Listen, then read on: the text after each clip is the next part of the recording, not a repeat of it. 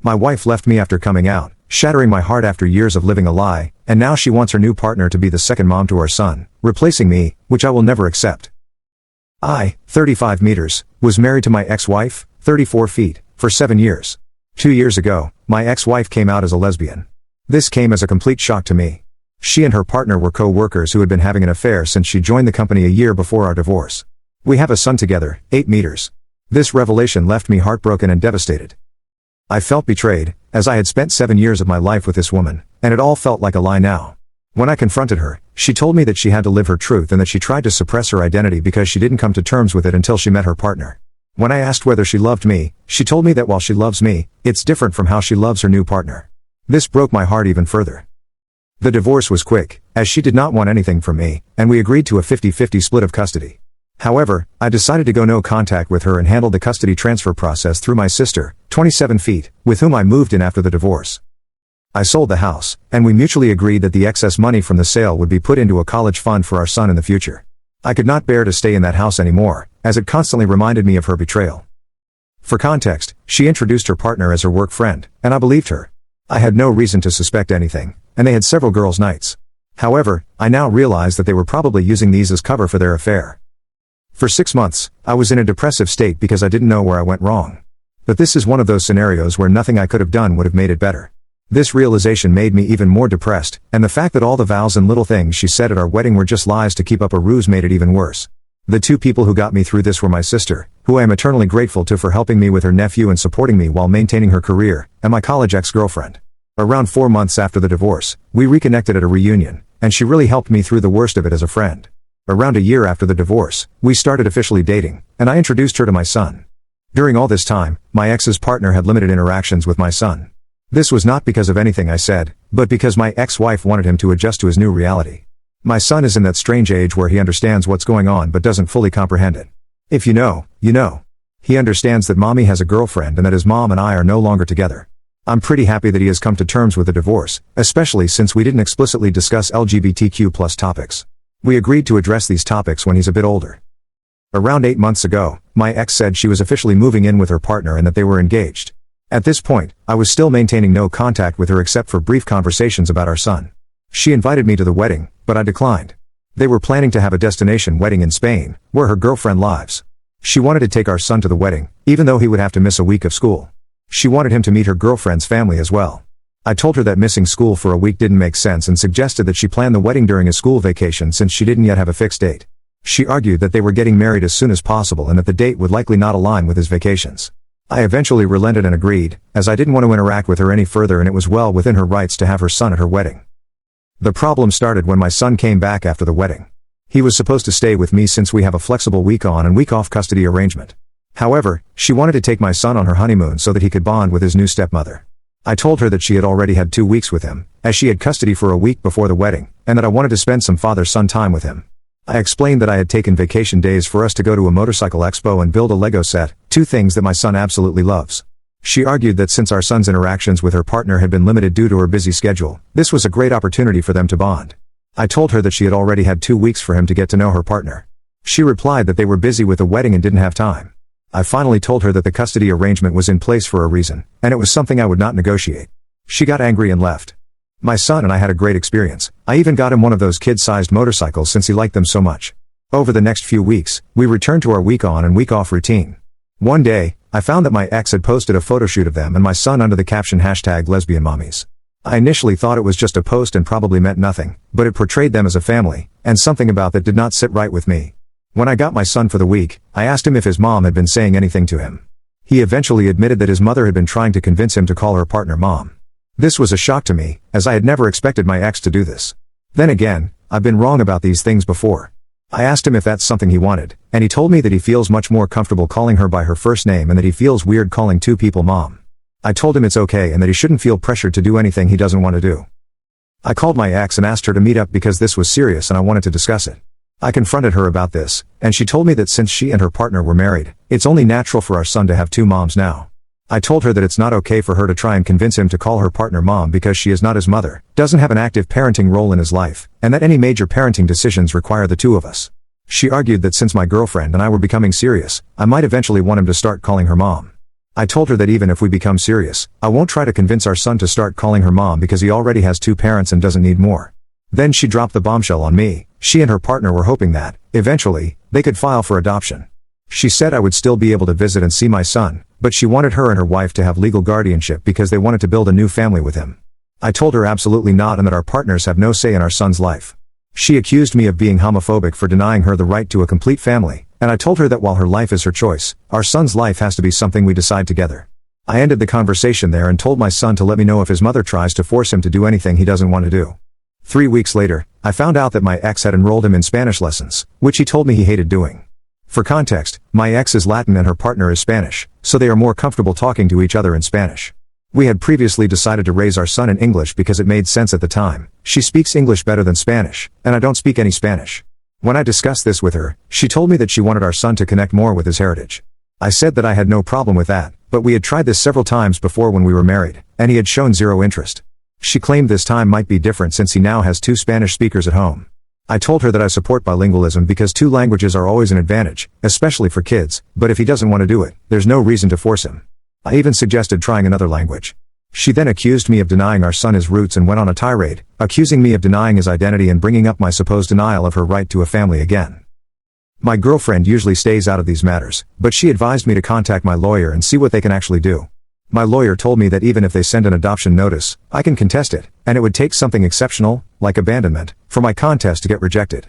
My ex keeps posting our son as a part of her new family, and it's honestly started to trigger me. 2 weeks ago, I interacted for the first time with my ex's new wife after the divorce. She contacted me and asked to meet up.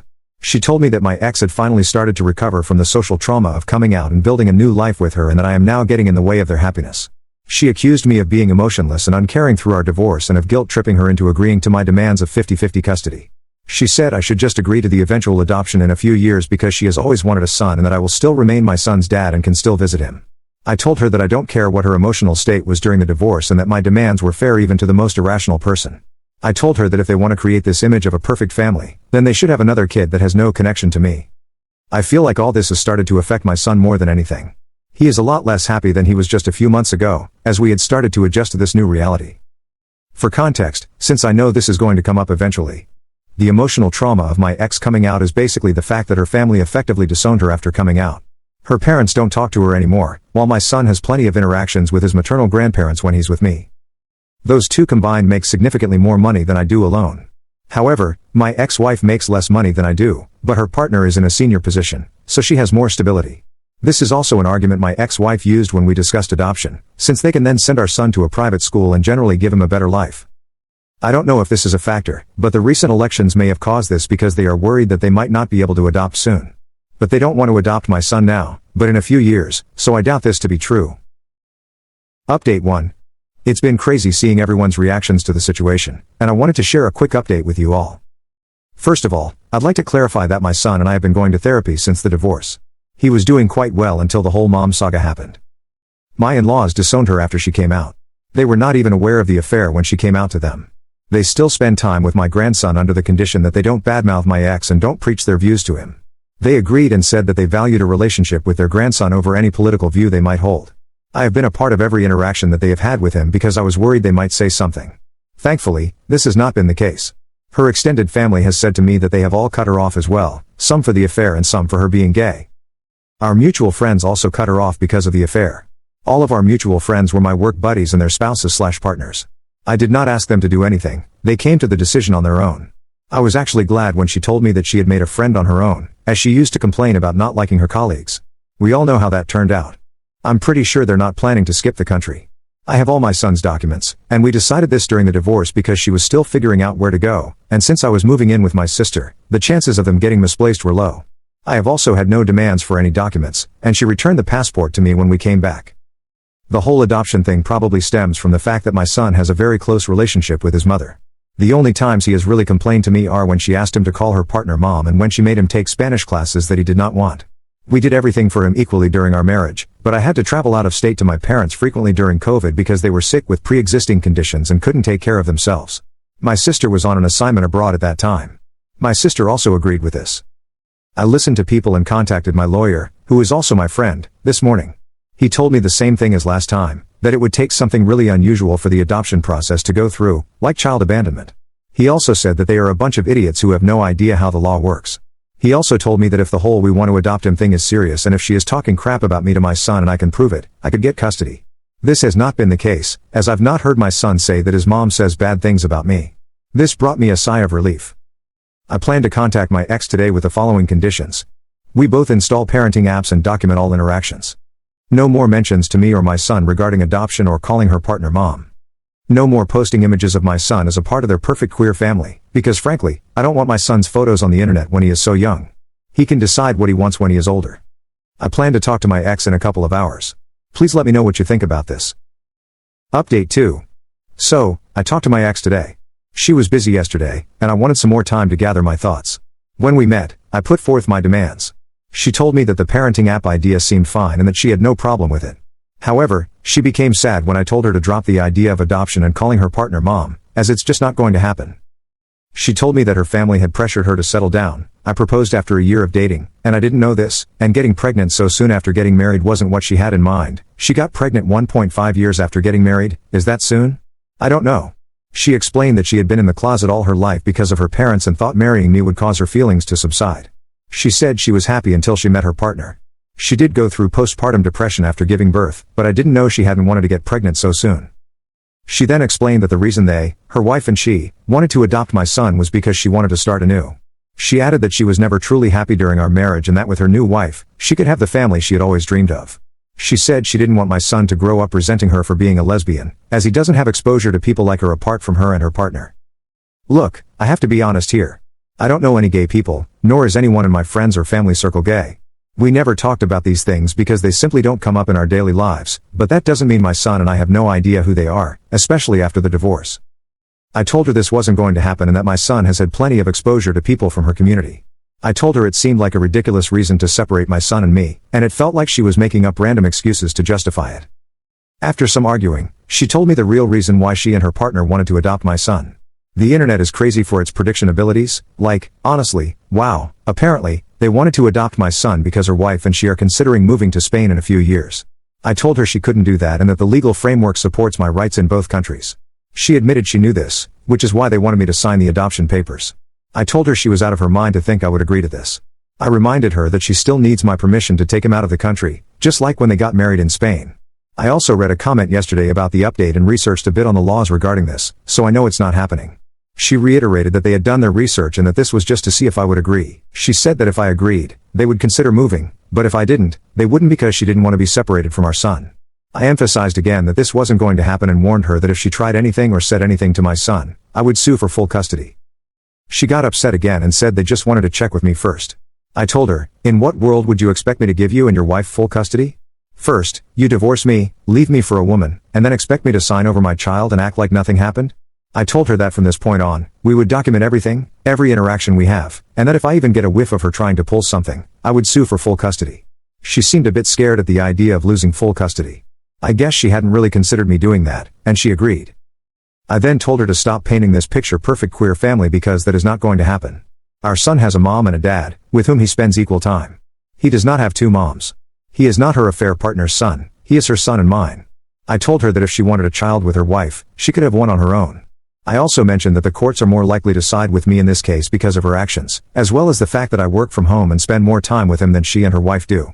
I have been trying to help him maintain a stable relationship with both parents since the divorce because I don't want him to resent either of us. However, if she tries to remove me from his life, I will sue for full custody and deal with any resentment he may have as a result. I didn't want to argue anymore, so I left the room.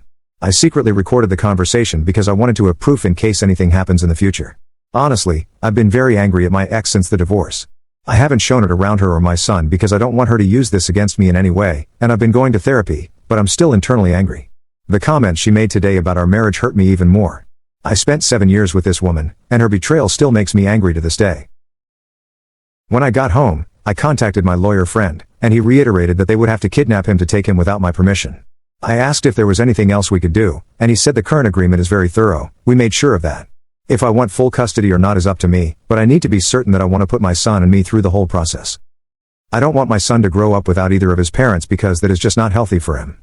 That is why I won't sue for full custody right now. If they are stupid enough to try to kidnap him, which I doubt, The law is on my side. I also know her partner's position at their workplace, so I know they are making good money and wouldn't leave it all behind for no reason. As for the passport, I have all his documents, and everything, like travel notifications and hospital visits, is already in the signed custody agreement. We have a solid legal framework in place. I'm not going to sue for full custody now because I don't want that for my son. My ex-wife is still a good mother and loves him, and he enjoys spending time with her. Plus, my son is the type of person to openly voice his concerns to me, so I will know if they continue any nonsense. On a more positive note, I'm not against Spanish lessons, but he doesn't like them. I was just suggesting that he try learning a language he enjoys. There are plenty of options out there. I didn't say this to my ex at the time, but now I realize she was pushing for Spanish because of the Spain thing. Thank you to everyone for your support, it really helped me understand the situation better. Holy crap, though, I hadn't even considered her planning to move to Spain until I read the comments. You guys are amazing at this.